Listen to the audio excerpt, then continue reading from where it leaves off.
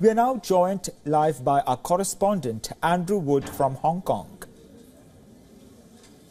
Andrew, how do you see the tensions rising in the Korean peninsula?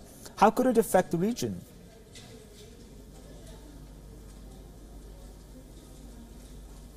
It's a very big change, I think, of policy by North Korea.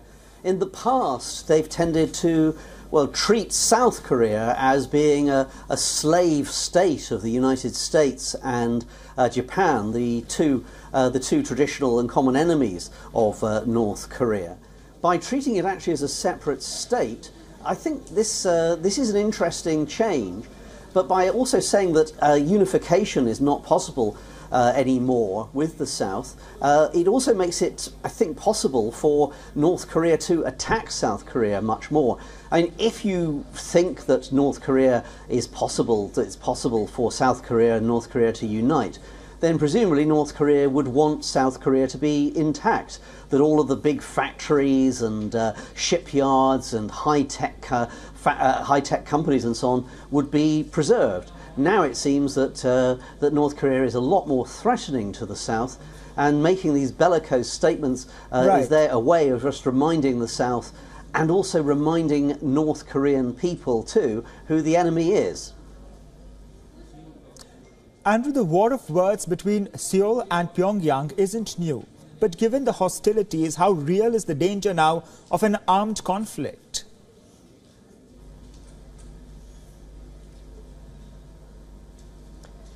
There's always that danger. There's been incidents in the past where there have been shots fired across the demilitarized zone, and also in the maritime area. We were talking earlier about how there were tense scenes, not provocations, but confrontations to the west of the peninsula of Korea. In that area, there have been shots fired many times over the past 20, 30, 40, or even 50 years there too.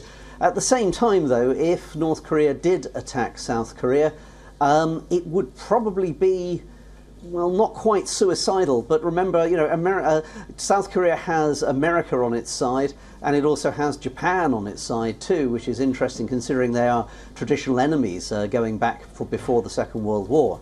So I think that if North Korea tried to attack, then the Americans would basically try to destroy North Korea. But there is, of course, the risk that one or even two nuclear missiles, nuclear-tipped missiles, North Korea may be able to fire some of those in the direction of America. We don't know where they might land. So that is a very, very big risk too. Indeed, a risk of a nuclear war out there. Thank you, Andrew, for joining us on the broadcast to give us your insights.